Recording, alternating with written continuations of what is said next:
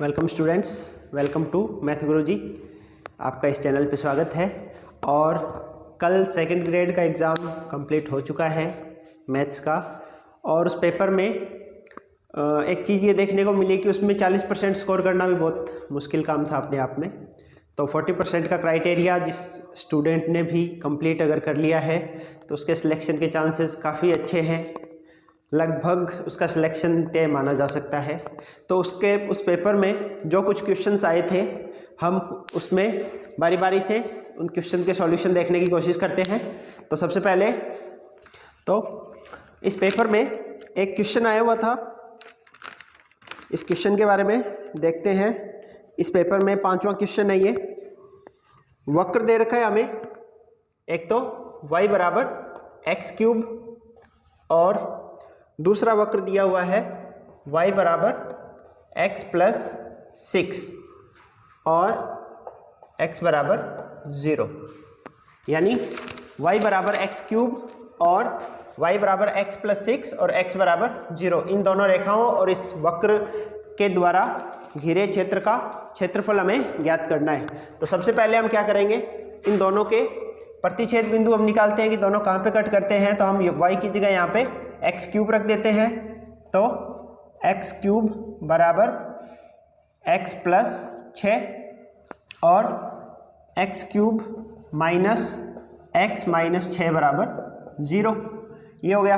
अब इसमें हम x बराबर अगर आप 2 रखोगे तो ये इक्वेशन सेटिस्फाई हो रही है। यहाँ देखोगे तो यहाँ 2 रखोगे तो ये 8 माइनस 2 माइनस 6 बराबर 0। इसका मतलब x बराबर 2 इसका एक हल होगा या इसका एक शून्यक होगा, यानी कि x माइनस 2 इसका एक कोफिशिएंट होगा, गुणनखंड होगा।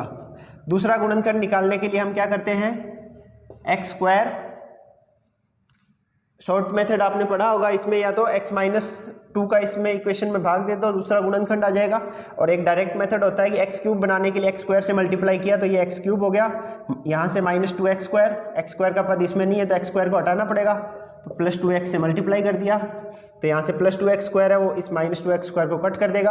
अब 2x का जब माइनस 2 से करोगे तो माइनस का 4x, यहाँ पे हमें माइनस x चाहिए था तो प्लस का 3x चाहिए, तो प्लस 3 से मल्टीप्लाई कर दो, प्लस 3 से करोगे तो ये 3x हो जाएगा, तो ये माइनस 4x और ये 3x प्लस का, तो माइनस का x बचेगा वो चाहिए था, और माइनस 2 का 3 से गुणा करोगे तो 6, यानी इसका ये एक गुणनखंड हो गया।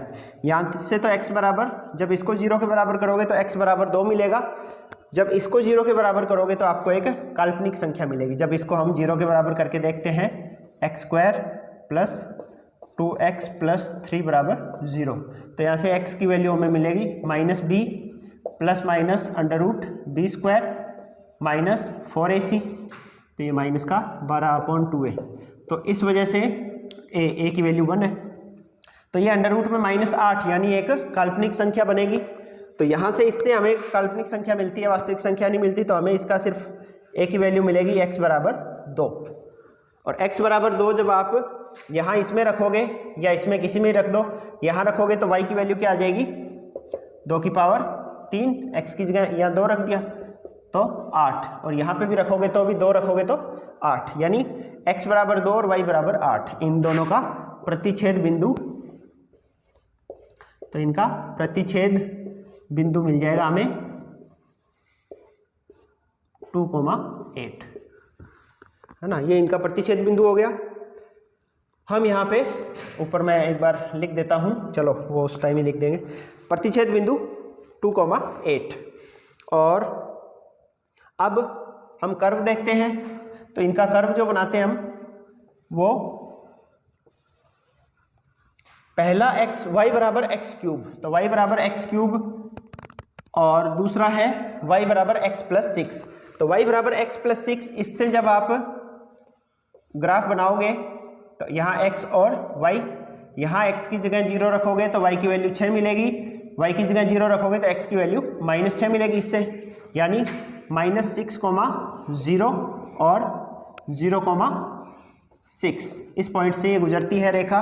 तो इस रेखा, ये रेखा जो है वो इस प्रकार से है, और हमारा जो कर्व है y बराबर एक्स क्यूब इस रेखा को किस पॉइंट पे काटता है, 2,8, x बराबर 2 लगभग यहाँ पे, और 8 y बराबर 8 लगभग यहाँ पे, यानी हमारा जो कर्व है y बराबर एक्स क्यूब, वो थोड़ा सा यहाँ मान लेते हैं,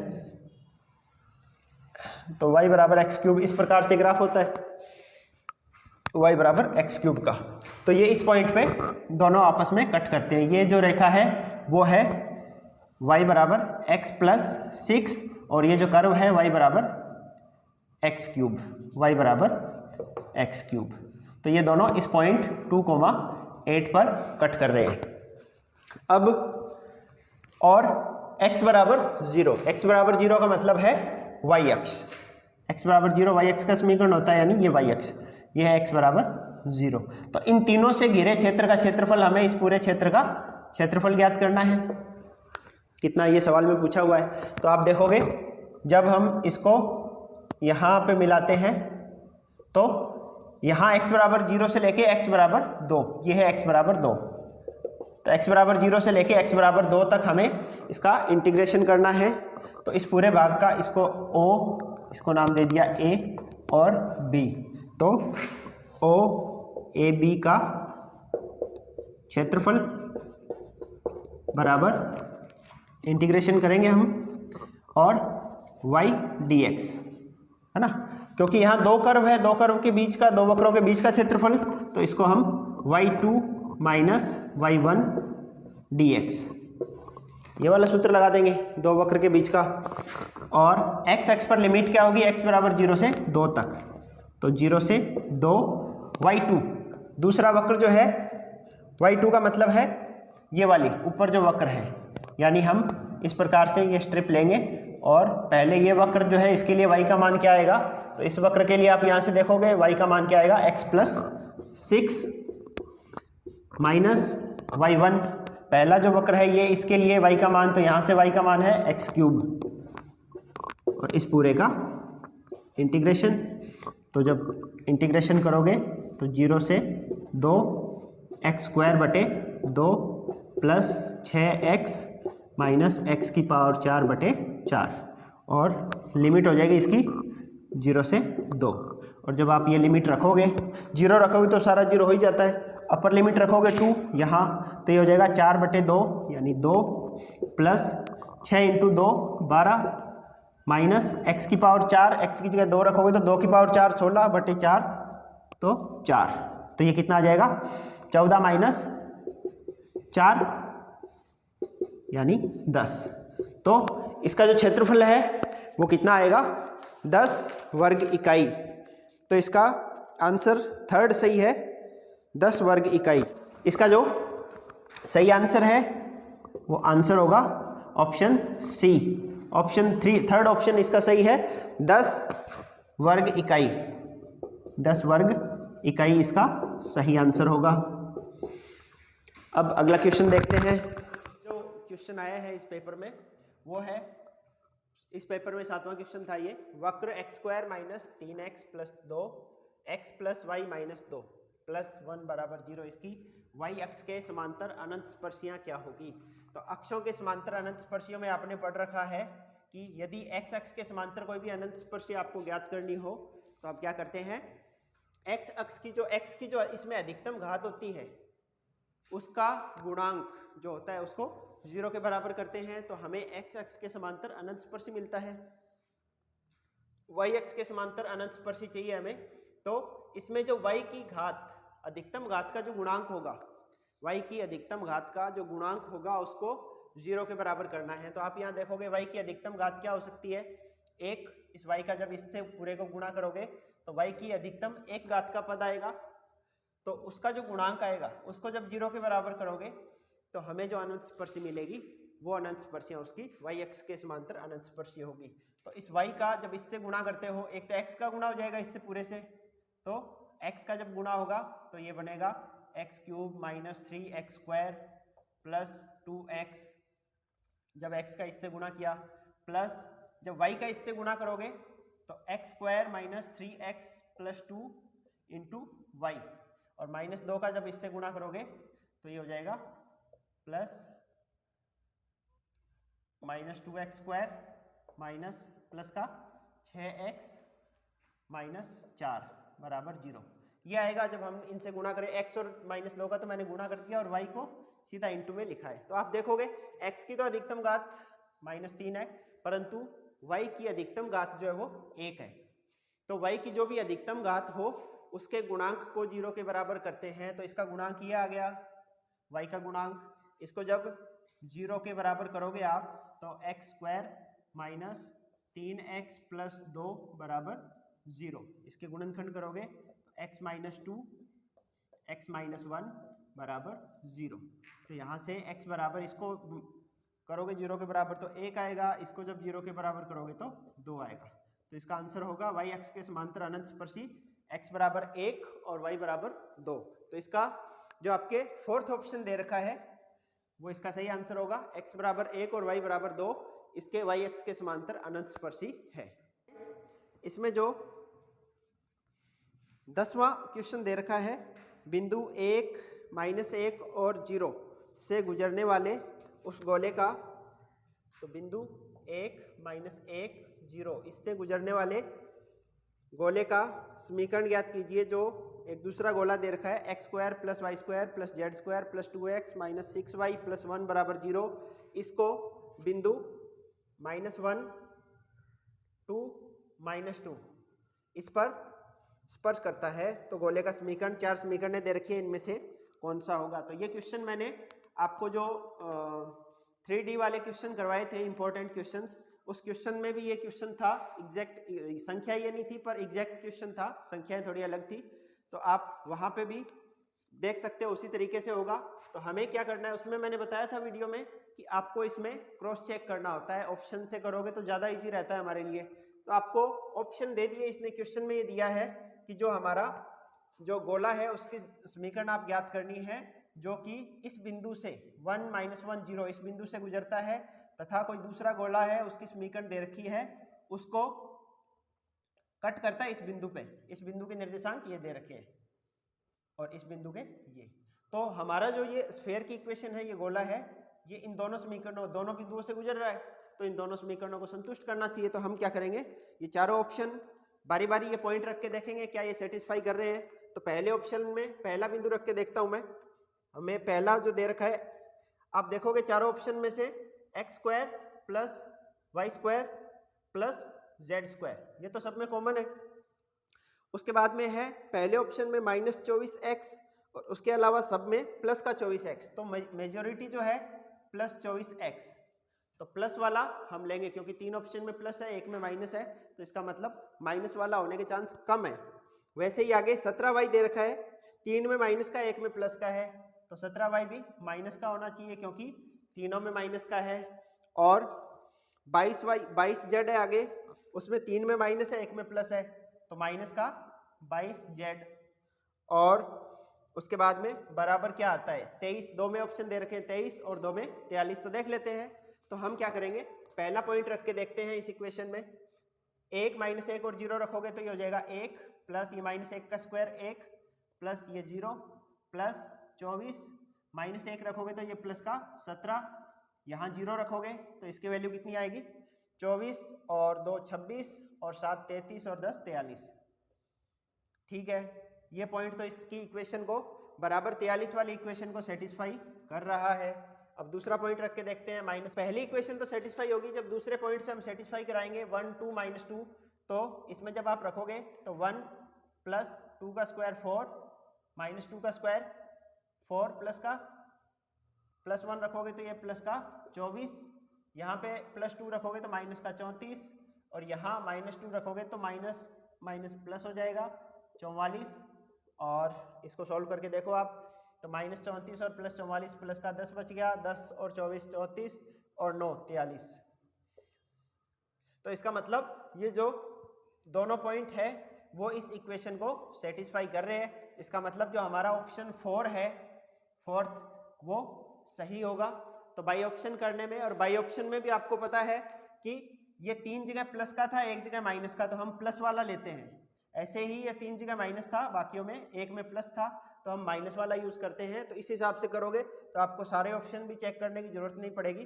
कम ऑप्शन, कम 1 या 2 ऑप्शन से भी हमें आंसर मिल जाएगा। तो इसका जो आंसर है वो फोर्थ हो जाएगा।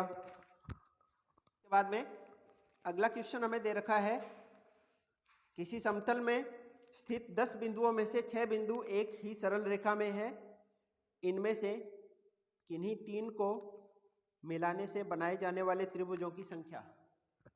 तो कोई 10 बिंदु है, उनमें से 6 बिंदु तो सिर्फ एक रेखा पर स्थित है।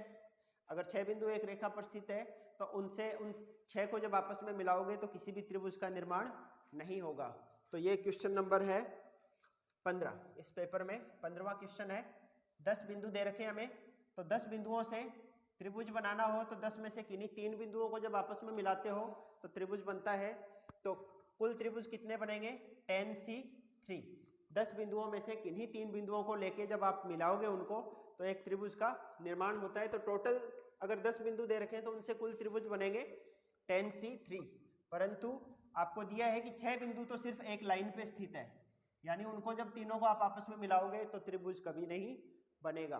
तो उन 6 बिंदुओं में से कोई 3 बिंदु आप लोगे और उनको जब मिलाओगे तो त्रिभुज नहीं बनेगा। तो टोटल जो त्रिभुज बन रहे थे उनमें से हम इसको घटा देंगे, तो हमारा आंसर आएगा 10C3 का मतलब हो गया 10 × 9 × 8 बटे 1 × 2 × 3 माइनस 6C3 का मतलब हो गया 6 × 5 × 4 अपॉन 1 × 2 × 3। इसको सरल करोगे तो 3 से काटोगे 3, 2 से काटोगे 8 को तो 4, और यहाँ पे 2 × 3 6। तो ये आ गया 3 × 4 12 × 10 120 माइनस 5 × 4 20। तो इसका आंसर आएगा 100। तो ये इसका ऑप्शन सेकंड, तो ऑप्शन 2 इसका सही आंसर होगा।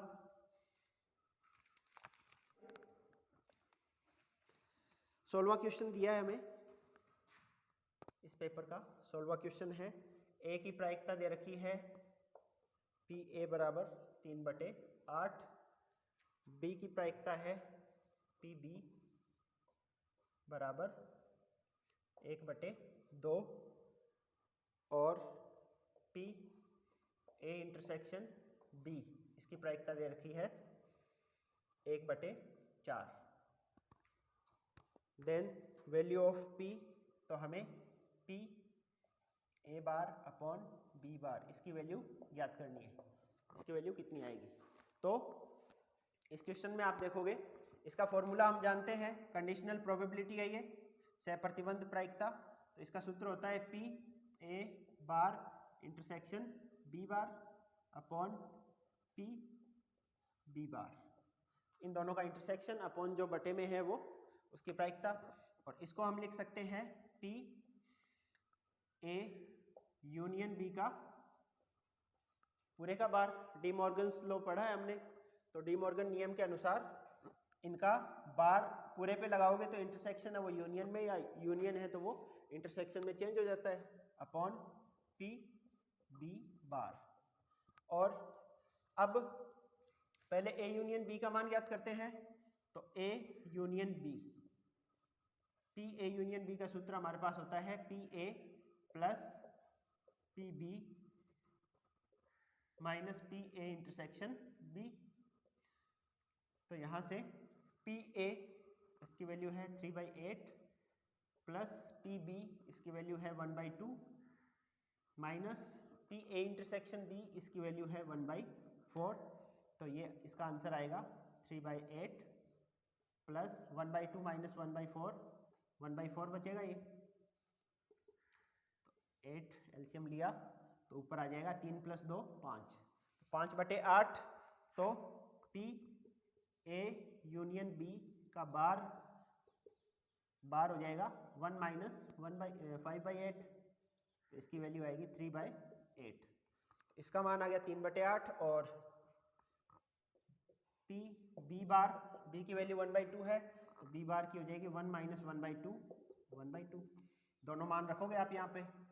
तो A यूनियन B बार इसकी वैल्यू है 3/8 अपॉन इसकी वैल्यू है 1/2। तो इसका आंसर हो जाएगा 3/2 से 8 को काटोगे 2 से तो 4, तो इसका आंसर होगा 3/4। और ये इसका कौन सा ऑप्शन है? Option number 4। इस पेपर में ये 4th ऑप्शन पे है, तो 4th ऑप्शन इसका राइट हो जाएगा। इसके बाद नेक्स्ट है क्वेश्चन नंबर 17।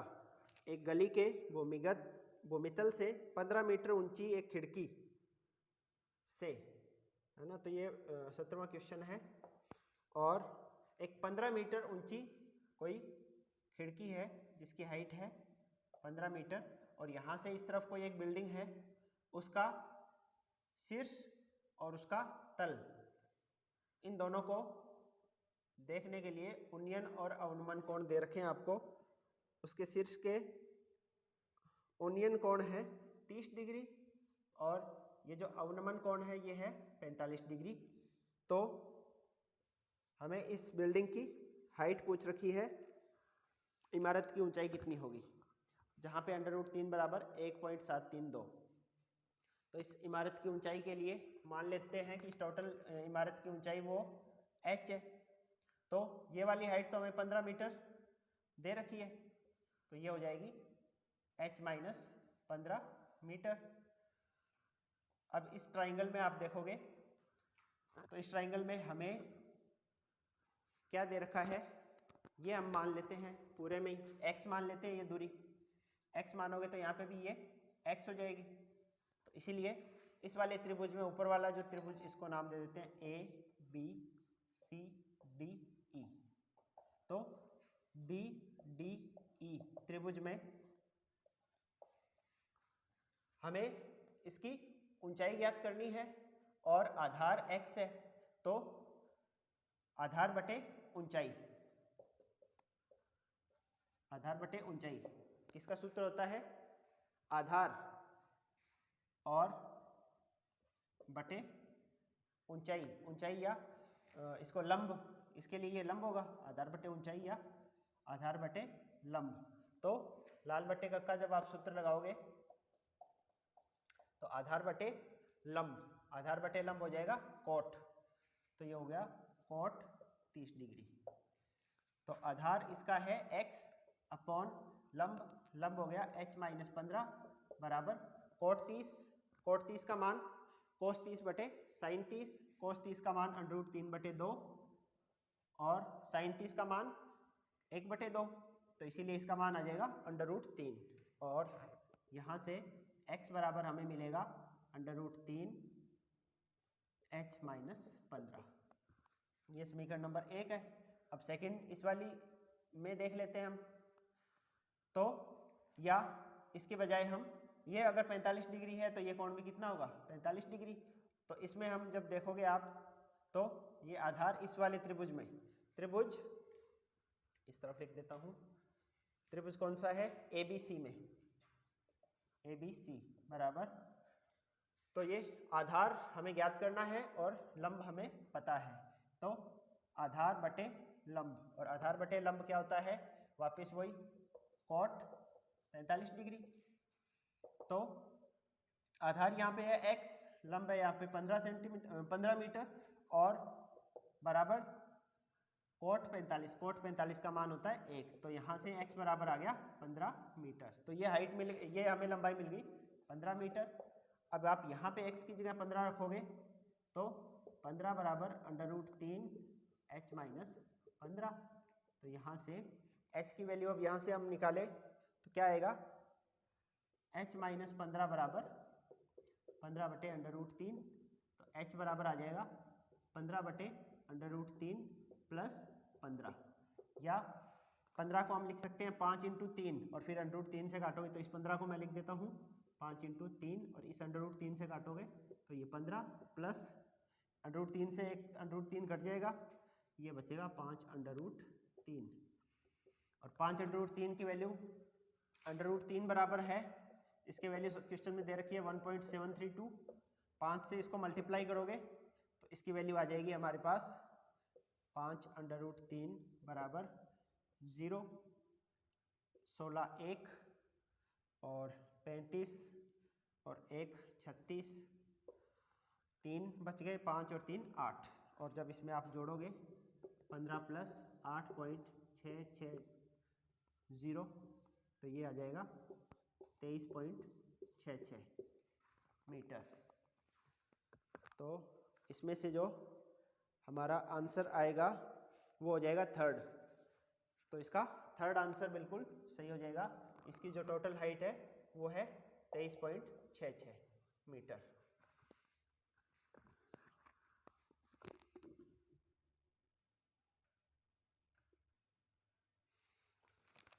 इसके बाद इसमें 25वां जो दे रखा है, 25वें में दिया यदि ए अवकल समीकरण, आपको इसमें अवकल समीकरण दे रखी है 25वें क्वेश्चन में, d square y upon d x square plus alpha d y by d x plus beta y is equal to e की पावर ए एक्स, और आपको कि सहायक समीकरण का एक द्विमूल हो तो इसका विशिष्ट समाकल पर्टिकुलर इंटीग्रल हमें ज्ञात करना है। अल्फा बीटा अचर है, तो सबसे पहले हम पर्टिकुलर पी आई आपको इसमें ज्ञात करना है। तो इक्वेशन हमें किस फॉर्म में दे रखी है, ये d square plus alpha d plus beta into y बराबर e की पावर ए एक्स। हमें इसका पी आई ज्ञात करना है, तो पी आई के लिए क्या होता है 1 अपॉन एफ डी, जो भी डी में फंक्शन दे रखा है D square plus alpha d plus beta e की पावर ए एक्स। और फिर हम क्या करते हैं, यहाँ पे डी की जगह ए रख देते हैं, जो भी इसके ई की पावर ए एक्स, तो एक्स की गुणा में जो भी है ए वो यहाँ डी की जगह रखते हैं, तो ये हो जाएगा a square plus alpha a plus beta e की पावर ए एक्स। तो ये इसका आंसर हो जाएगा। तो इसमें जो ऑप्शन 3 दे रखा है इस पेपर में, थर्ड ऑप्शन ये वाला, ये हमारा इसमें आंसर हो जाएगा। 30वां क्वेश्चन दे रखा है अवकल समीकरण की सहायक समीकरण ज्ञात करनी है। क्वेश्चन नंबर 30, अवकल समीकरण दे रखी है हमें d cube y upon d x cube बराबर 6y अपॉन एक्स क्यूब। तो इसको पहले तो आप सरल कर लोगे, x cube into d cube y upon d x cube minus 6y बराबर 0। फिर हम क्या करते हैं, इसमें x की जगह e की पावर z पुट करेंगे, यानी कि z की जगह log x, ऐसे कर सकते हैं। ये रिप्लेस जब आप इसमें करोगे तो ये हो जाएगा, इसकी जगह हमारे पास आ जाएगा D minus 1 D minus 2 minus 6 और y पूरे में से कॉमन आ गया बराबर 0। तो इसको जब सॉल्व करोगे तो ये हो जाता है d इंटू ये हो गया D square minus 3d plus 2 minus 6 into y बराबर 0, और इसको और सॉल्व करोगे तो ये हो जाएगा D cube minus 3d square plus 2d minus 6 और पूरे के बाहर y बराबर 0। अब इसका हमें सहायक समीकरण ज्ञात करनी है। तो सहायक समीकरण के लिए d की जगह m रख देते हैं हम, m cube minus 3m square plus 2m minus 6 बराबर 0। ये इसकी सहायक समीकरण या ऑक्सिलरी इक्वेशन है। इसको जब हम पहले दोनों में से m स्क्वायर कॉमन ले लो तो ये आएगा m माइनस 3, और आगे दोनों में से 2 कॉमन ले लो प्लस 2, तो आएगा m माइनस 3 बराबर 0। तो यहाँ से एक तो m माइनस 3 हो गया और एक m स्क्वायर प्लस 2 बराबर 0। तो इसको जब 0 के बराबर करोगे तो m बराबर 3 मिलेगा। इसको जब m स्क्वायर प्लस 2 बराबर 0, तो यहाँ से m स्क्वायर बराबर माइनस 2, m बराबर under root plus minus under root minus 2, जिसको हम लिखेंगे m बराबर plus minus iota under root 2। तो 3 हो गई इसकी वैल्यू, m बराबर 3 plus minus iota under root 2। तो इसका ये आंसर होगा, यानी कि इसमें आंसर नंबर 3, थर्ड ऑप्शन दे रखा है ये, तो इसका थर्ड ऑप्शन बिल्कुल सही हो जाएगा। इसके बाद में इसमें एक 42वां क्वेश्चन दे रखा है बिंदुओं 2, 1, 5। क्वेश्चन नंबर 42, बिंदुओं 2, 1, 5 और दूसरा बिंदु इस तरफ दे रखा है 3, 4, 3। तो इन दोनों को जोड़ने वाले रेखाखंड को एक समतल, कोई समतल दे रखा है जो कि यहाँ इसको कट करता है, और समतल का इक्वेशन है 2x plus 2y minus 2z बराबर 1। तो यह समतल इसको किस अनुपात में विभाजित करता है इस रेखाखंड को, तो हम ये मान लेते हैं कि ये समतल जो है वो इस रेखाखंड को लैम्डा अनुपात 1 में विभाजित करता है। तो इस बिंदु के जो निर्देशांक क्या होने चाहिए, अगर कोई बिंदु इस समतल को लैम्डा अनुपात 1 में विभाजित करता है तो इस बिंदु के निर्देशांक हम जानते हैं क्या आएगा, 3 लैम्डा प्लस x निर्देशांक आएगा 3 lambda plus 2 upon lambda plus 1, y निर्देशांक आ जाएगा 4 lambda plus 1 upon lambda plus 1, और z निर्देशांक आएगा 3 lambda plus 5 upon lambda plus 1, और ये बिंदु इस बिंदु के निर्देशांक आ गए, और ये बिंदु इस समतल पर स्थित है, इसीलिए ये समतल की समीकरण को सेटिस्फाई करेगा। तो समतल की समीकरण में जब आप इसको रखोगे 2 into x 3 lambda plus 2 upon lambda plus 1 plus 2 y की जगह 4 lambda plus 1 upon lambda plus 1 minus 2 z की जगह 3 lambda plus 5 upon lambda plus 1 is equal to 1।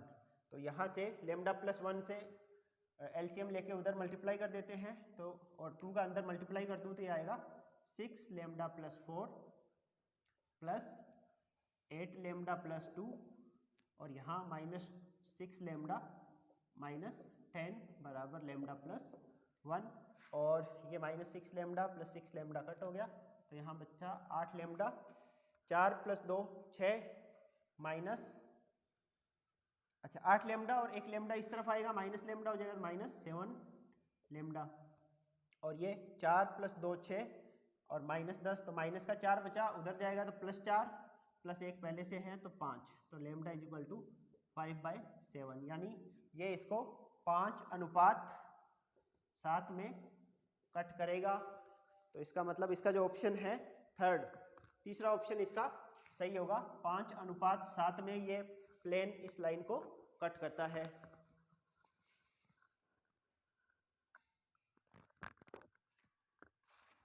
इसके बाद में इसका 53वां क्वेश्चन है,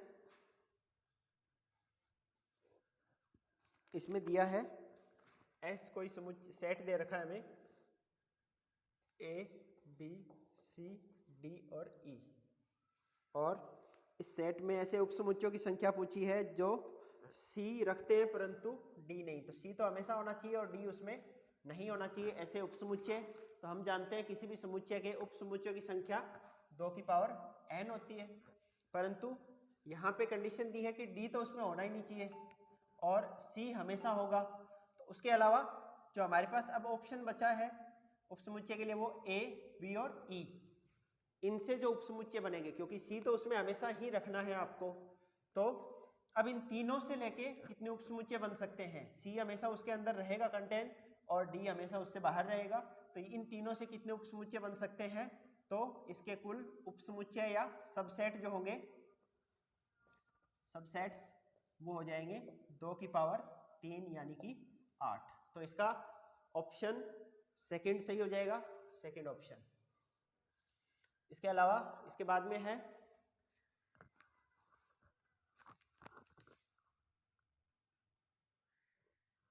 इसके बाद में 61वां क्वेश्चन इसमें जो आया है 61, वो दे रखा है, इक्वेशन हमें दी है, अवकल समीकरण दे रखी है x² d² y upon dx² minus x dy/dx minus 3y बराबर x² log x। तो सबसे पहले तो हम इसको सरल करने के लिए x की जगह e की पावर z पुट करेंगे या log x is equal to z। तो जब करोगे तो ये हो जाएगा d इंटू डी माइनस 1 और y है ना, पूरे में से y तो बाहर ले लेंगे, यहाँ इसकी जगह हम रखेंगे d और इसकी जगह यह है -3 और y पूरे में से बाहर बराबर x की जगह e की पावर एक्स स्क्वायर की जगह ए की पावर 2z हो जाएगा, और log x की जगह क्या हो जाएगा z, तो z इंटू ई की पावर 2z, ये हो गया। अब हमें इसका CF चाहिए, कॉम्प्लीमेंट्री फंक्शन, तो पहले इसको सॉल्व करते हैं। तो डी स्क्वायर माइनस डी और माइनस डी माइनस का 2d माइनस 3 इंटू वाई बराबर z ई की पावर 2z।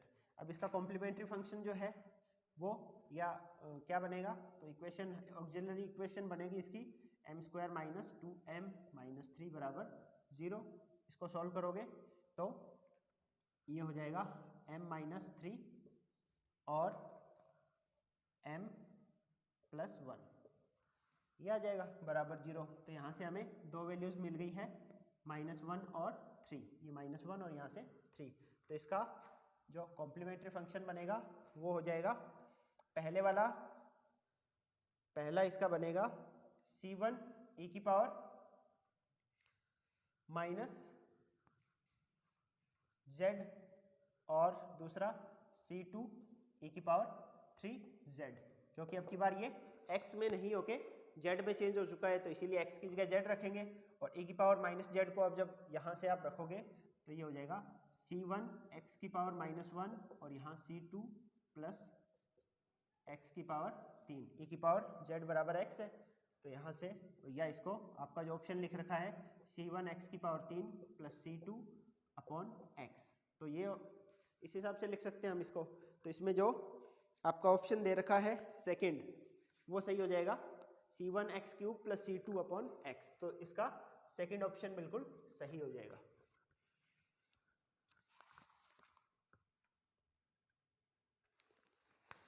इसके बाद में 62वां क्वेश्चन आपके दे रखा है 62।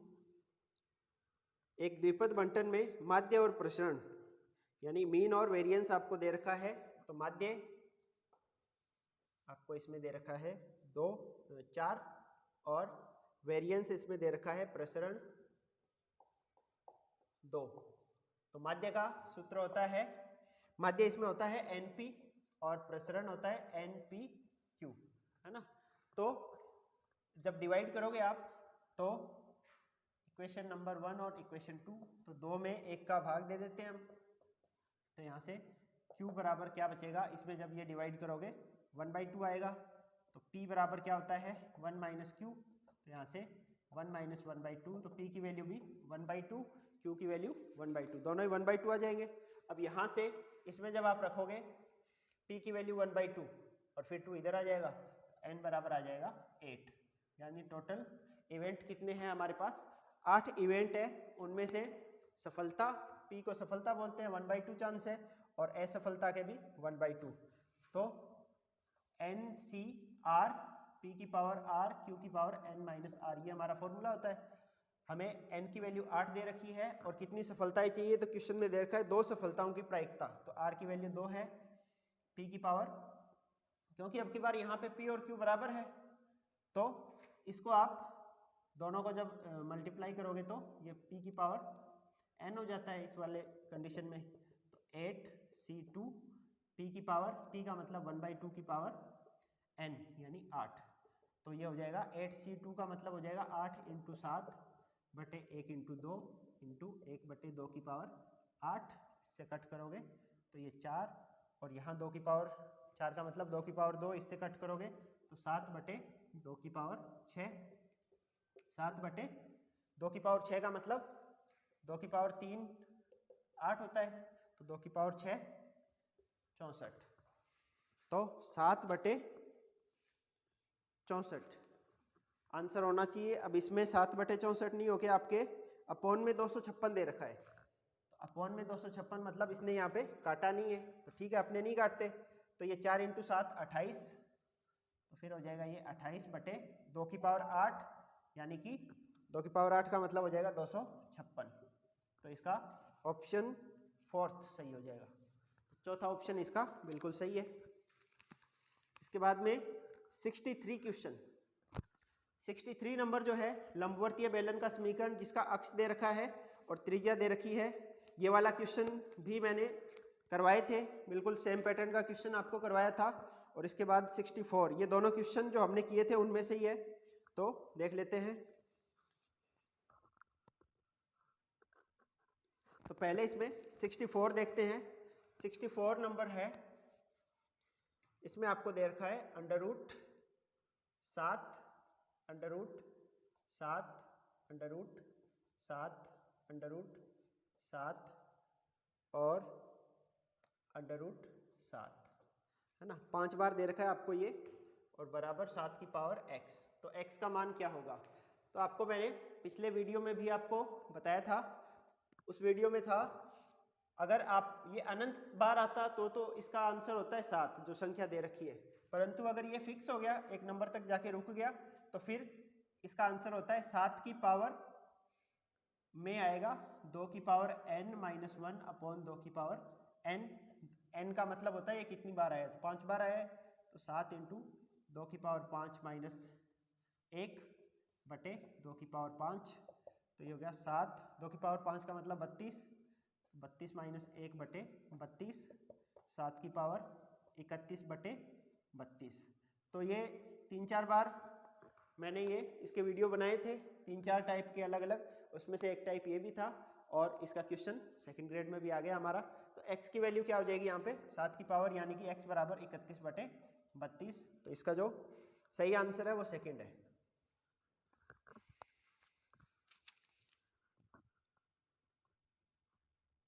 और इसके बाद में अगला हमें 63 नंबर जो क्वेश्चन है, 63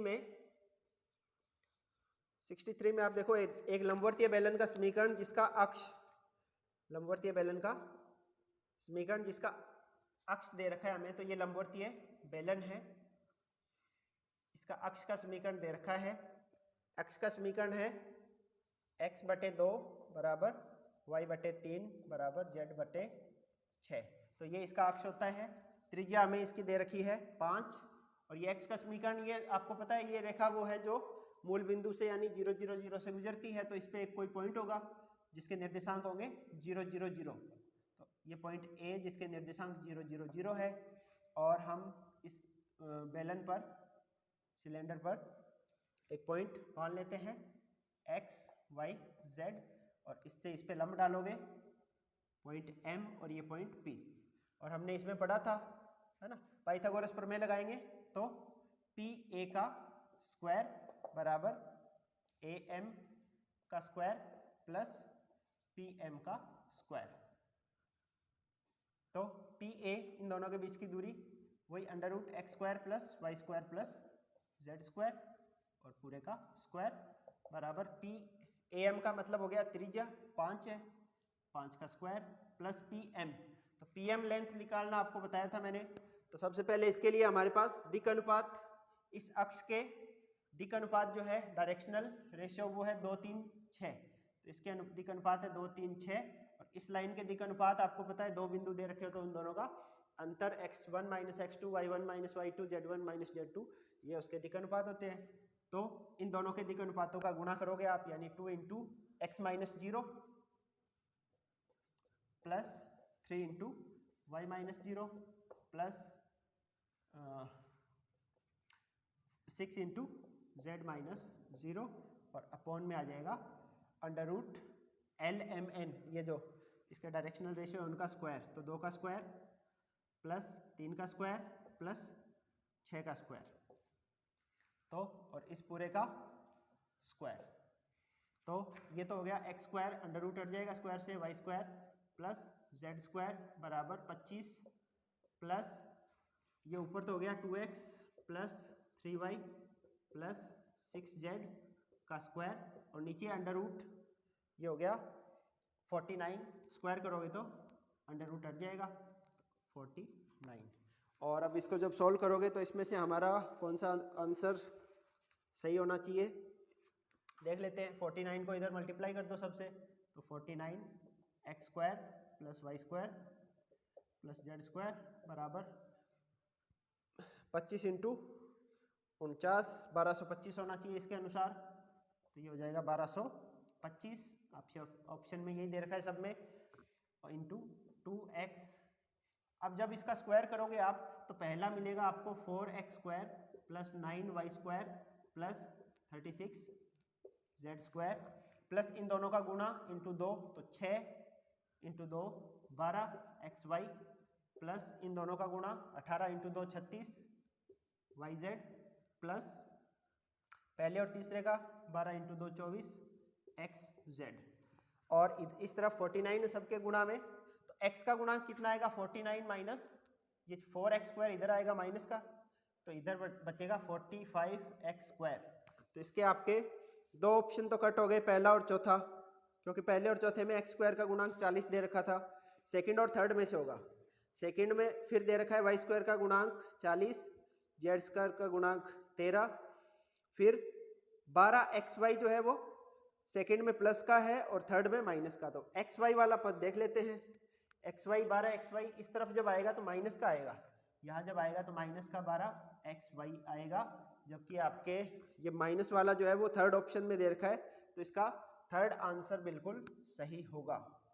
तो इस क्वेश्चन में इसका थर्ड आंसर होगा। आंसर मैं लिख देता हूँ इस तरफ, 45x² plus 40y² plus 13z² minus 12xy minus 36yz plus 24zx plus 1225 बराबर 0।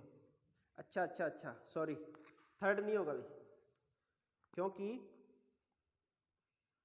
माइनस का 1225 है ना, हाँ माइनस 1225 है, ठीक है, थर्ड आंसर इसका सही है, माइनस 1225। ओके, तो आप देखो 24xy को इस तरफ लेके आओगे तो माइनस का हो जाएगा, और इसने भी माइनस का, थर्ड ऑप्शन इसका सही है, माइनस का ही है।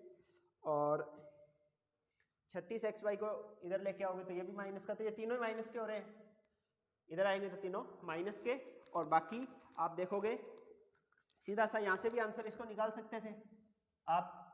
49x² में से 4x² घटाओगे तो 45x², 49y² में से 9y² घटाओगे तो प्लस का 40y², और 49z² में से 36z² घटाओगे तो ये आएगा 13z²। उसके बाद में माइनस 12xy, फिर 36xy इधर ले आओ माइनस का 36yz, 24xy इधर ले आओ xz माइनस का 24xz या zx, और ये इधर आएगा तो 1225 माइनस का बराबर 0। तो ये आपका ऑप्शन थर्ड इसमें बिल्कुल सही है। तो आज के लिए बस इतने ही क्वेश्चन, अगली क्लास में मैं इसके बाकी जो क्वेश्चन बचे हैं वो कराएंगे और इसको कंप्लीट करने की कोशिश करेंगे। उम्मीद करता हूँ आप सभी के 40% से प्लस मार्क्स आ जाए, ताकि आप दौड़ में बने रहें। चलो अगले वीडियो में मिलते हैं। Thank you.